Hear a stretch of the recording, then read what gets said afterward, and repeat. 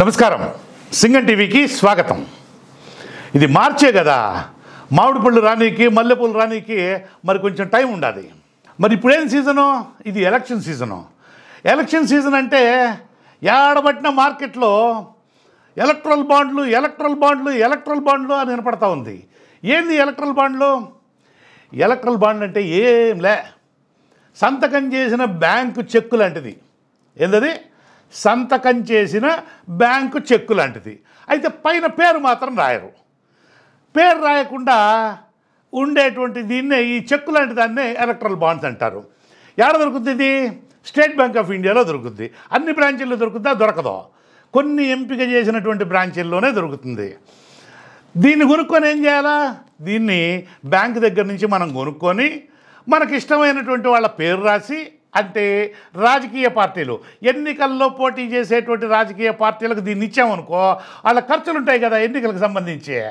తాగబోయించాలా, బిర్యానీలు పెట్టాలా, భోజనం పెట్టాలా, ఇంకా కార్లు, పెట్రోలు, ఫ్లెక్సీలు, జెండాలు, ఒకటే ఏంది, న్యూస్ పేపర్లలో అడ్వర్టైజ్మెంట్లు, టీవీ ఛానల్స్లో అడ్వర్టైజ్మెంట్లు, మోదీ హామీ అని వస్తుంది కదా అడ్వర్టైజ్మెంట్.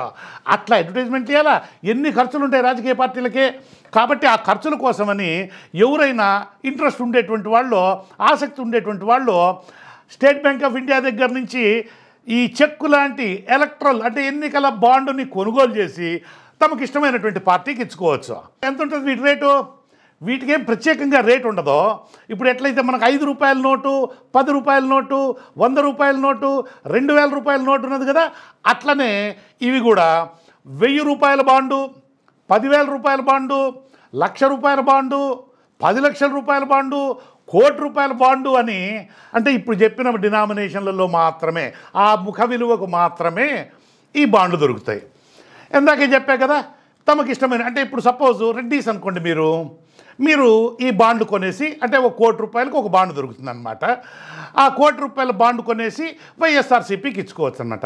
మీరు కనుక కమ్మాస్ అనుకోండి, మీరు ఈ బాండును కొనుక్కొని ఒక్కొక్కటి 1,00,00,000 రూపాయలు ఖరీదు చేసేటువంటి 10 బాండ్స్ కొనుక్కొని, ఎందుకంటే మీ దగ్గర డబ్బులు ఎక్కువ ఉంటాయి కదా, కాబట్టి 10 బాండ్స్ కొనుక్కొని మన టీడీపీకి ఇచ్చేసేయచ్చు. కాపులు అనుకోండి, ఎవరికి ఇవ్వాల్సిన పని లేదు, లేదా ఇద్దరికి ఇవ్వచ్చు అనమాట.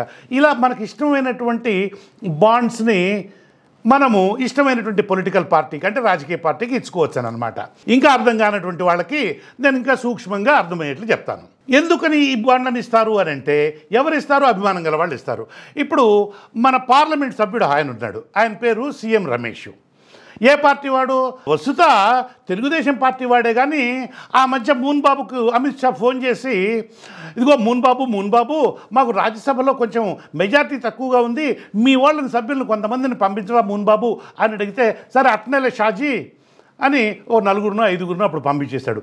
వాళ్ళల్లో ఒకడుగా సీఎం రమేష్ అని చెప్తారు. ఈయనకి ఒక కంపెనీ ఉంది. ఆ కంపెనీ పేరు రిత్విక్ ప్రాజెక్ట్ ప్రైవేట్ లిమిటెడ్. 1997 మార్చిలో ఈ కంపెనీని ఏర్పాటు చేశాడు. ఆ తర్వాత తెలుగుదేశం పార్టీ తరఫున రాజ్యసభకు ఎన్నికై ప్రస్తుతం భారతీయ జనతా పార్టీలో రాజ్యసభ సభ్యుడిగా కొనసాగుతూ ఉన్నాడు. ఈయనకి హిమాచల్ ప్రదేశ్లో, ఎక్కడ ఆ పైన హిమాచల్ ప్రదేశ్ ఉంది కదా, ఆ హిమాచల్ ప్రదేశ్లో ఒక జల విద్యుత్ కేంద్రాన్ని కేంద్ర ప్రభుత్వం కడతా ఉంది.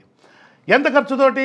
2,600 కోట్ల రూపాయలకు పైగా ఖర్చుతోటి ఒక జల విద్యుత్ కేంద్రాన్ని, దాని పేరు సున్నీ హైడ్రో ఎలక్ట్రిక్ ప్రాజెక్ట్.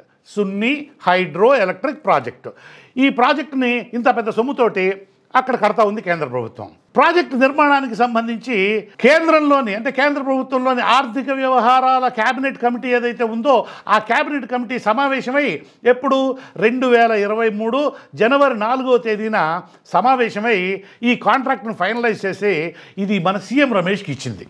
కరెక్టే, మన సీఎం రమేష్కి కాంట్రాక్ట్ ఇచ్చింది. ఇట్లాంటి కాంట్రాక్ట్లో లోగడ చేసినటువంటి అనుభవం ఉందా ఏమో, నాకైతే ఆ విషయం తెలియదు. మొత్తం మీద రమేష్కే కాంట్రాక్ట్ వచ్చింది. వెంటనే రమేష్ మేఘాల మీద 10 రోజుల తేడాతోటి, అంటే 2023 జనవరి 10వ తేదీన ఒక 5 కోట్ల రూపాయల బాండ్లు కొనుగోలు చేసి భారతీయ జనతా పార్టీకి అందించాడు. ఇది ఎప్పుడు జరిగింది అని అంటే, ఇందాక చెప్పినా కదా జనవరిలోని, అంటే అటు మేఘాలయ, త్రిపుర ఆ ప్రాంతాల్లో, నార్త్ ఈస్టర్న్ స్టేట్స్లో ఎన్నికలు జరగబోతూ ఉన్నాయంటే ఎన్నికల్లో పోటీ చేసేటువంటి రాజకీయ పార్టీకి ఖర్చులు ఉంటాయి కదా, ఆ ఖర్చుల కోసమని కేంద్రంలో అధికారంలో ఉన్నటువంటి భారతీయ జనతా పార్టీ ప్రభుత్వం రమేష్కి కాంట్రాక్ట్ ఇస్తే రమేష్ తన బ్యాంక్ ఖాతా ద్వారా ఈ డబ్బుల్ని ఈ బాండ్లు కొనుగోలు చేయడం ద్వారా కొనుగోలు చేసి అటు భారతీయ జనతా పార్టీకి అందించాడు. అంటే క్విడ్ ప్రో, నీకిది నాకిది, నీకు కాంట్రాక్టు నాకు డబ్బులు, ఇదే అనమాట. సరే అయిపోయింది. అంతటితో ఆగిందా? లేదు లేదు లేదు. ఇంకో 2 నెలల తర్వాత అంటే సుమారుగా ఏప్రిల్లో అనుకుంటాను మరొక 40 కోట్ల రూపాయల బాండ్లను కూడా రమేష్ కొనుగోలు చేసి మళ్ళీ భారతీయ జనతా పార్టీకి అంటే తన పార్టీకి అందజేశాడు. అప్పుడు కూడా ఆ భారతీయ జనతా పార్టీ దాన్ని నగదుగా మార్చుకున్నది. అంటే ఇప్పుడు ఈ రమేష్ ఇచ్చినటువంటి రెండో విడతగా ఇచ్చినటువంటి 40 కోట్ల రూపాయలు ఉన్నాయి కదా, పోయిన ఏడాది ఏప్రిల్ ప్రాంతంలో కర్ణాటకలో శాసనసభ ఎన్నికలు జరిగాయి కదా, వాటి కొంచెం ముందు. అంటే మనకు ఎప్పుడెప్పుడైతే ఖర్చులు ఉంటాయో, మరీ ముఖ్యంగా ఎన్నికల్లో పోటీ చేయవలసినప్పుడు రాజకీయ పార్టీలకు చాలా ఖర్చులు ఉంటాయి కాబట్టి ఆ ఖర్చుల కోసము కేంద్ర ప్రభుత్వం రకరకాలైనటువంటి ప్రాజెక్టులను అటు ఇప్పుడు రిలయన్స్ వాళ్లకో, అటు అంబానీకో, అటు అదానీకో, ఇటు రమేష్కో, అటు సుజనా చౌదరికో, అటు రాయపాటికో, చంద్రబాబుకో, మోహన్బాబు బాబుకో ఎవరో వాళ్ళకి కాంట్రాక్ట్ రూపంలో ఇచ్చేసి వాళ్ళ దగ్గర నుంచి డబ్బులు తీసుకొని ఎన్నికలకు అవసరమయ్యేటువంటి ఖర్చులు పెట్టుకుంటుందన్నమాట. ఈ విధమైనటువంటి విధానం అనేటువంటిది రాజ్యాంగ విరుద్ధము, ఇది చట్ట విరుద్ధము, ఇది ప్రజల ప్రాథమిక హక్కులకు వ్యతిరేకమైనటువంటిది అని అంటూ ఈ మధ్య సుప్రీంకోర్టు తీర్పే చెప్పేసింది ఏకంగా. అయితే తమాషా ఏంటంటే ఈ కేసులో కేంద్రంలో అధికారంలో ఉన్నటువంటి భారతీయ జనతా పార్టీ ప్రభుత్వం ఏమని వాదించిందో తెలుసుకుంటే చాలా ఆశ్చర్యపోతారు. ప్రజలకు దీనికి సంబంధించినటువంటి సమాచారం ఏది కూడా తెలుసుకునే హక్కు లేదు, అసలు అవసరమే లేదు వాళ్ళకి. అంటే ఈ దేశం ఏదో నరేంద్ర మోడీది, అమిత్ షాదీనా? ఈ దేశం 145 కోట్ల మంది ప్రజలది. అమిత్ షాది కానీ, అటు నరేంద్ర మోడీది కానీ, ఇటు చంద్రబాబుది కానీ, ఇటు రేవంత్ రెడ్డిది కానీ, అటు జగన్మోహన్ రెడ్డిది కానీ, వీళ్ళెవరిది కాదు. ఈ దేశ ప్రజలది. అయితే ఇలా తెలుసుకునేటువంటి అవసరము అవకాశమే లేదు అని చెప్పి వాదించేటువంటి ప్రయత్నం చేస్తే సుప్రీంకోర్టు ఉంగరం వేలతోటి మొట్టికాయ వేసి చెల్లదు, అసలు ఎలక్ట్రల్ బాండ్సే చెల్లవు, ఆ వివరాలన్నీ ఇవ్వమని స్టేట్ బ్యాంక్ ఆఫ్ ఇండియాని, స్టేట్ బ్యాంక్ ఆఫ్ ఇండియా కదా ఇవన్నీ అమ్మేది, స్టేట్ బ్యాంక్ ఆఫ్ ఇండియా చెప్తే స్టేట్ బ్యాంక్ ఆఫ్ ఇండియా నకరాలు చేస్తూ ఉన్నది. ఎందుకంటే స్టేట్ బ్యాంక్ ఆఫ్ ఇండియా ఎన్నికల కమిషన్కి ఇస్తే ఎన్నికల కమిషను ఈ ఎన్నికలు జరిగే లోపలే ఈ మొత్తం వివరాలను కనుక బయట పెట్టేట్లయితే నరేంద్ర మోడీ సరస్సు ఏదో మాట్లాడుతూ ఉంటాడే, ఏమని అవినీతి పరులను తరిమి కొడతాం, భ్రష్టాచార్కో భగా దేంగే.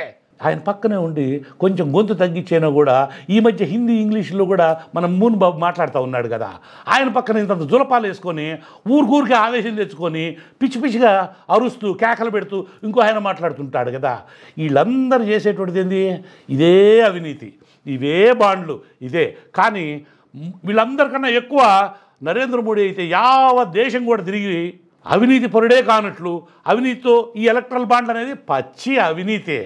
కాంట్రాక్ట్లు ఇవ్వడము, వాళ్ళ దగ్గర నుంచి క్విడ్ ప్రో, వాళ్ళ దగ్గర నుంచి డబ్బులు తీసుకోవడము, ఇటువంటి అవినీతికరమైనటువంటి పనులకు పాల్పడుతూ బయటకు మాత్రం గంభీరోపన్యాసాలు చేస్తూ ఉన్నటువంటి విషయం మనం ప్రజలం తెలుసుకోవాలి. తెలుసుకున్నటువంటి వాళ్ళము తెలియనటువంటి వాళ్ళకి మరింత స్పష్టంగా తెలియజెప్పాలి. ఈ వీడియో మీకు నచ్చేట్లయితే దీన్ని లైక్ చేయండి, షేర్ చేయండి, కామెంట్ చేయండి. సింగన్ టీవీలో సబ్స్క్రైబర్స్గా చేరండి. సబ్స్క్రైబర్స్గా చేరడం అనేటువంటిది ఉచితం అండి, డబ్బులు అనుకునేరు, డబ్బులు ఊరికే రావు అని ఆ గుండా ఆయన అంటాడు కదా.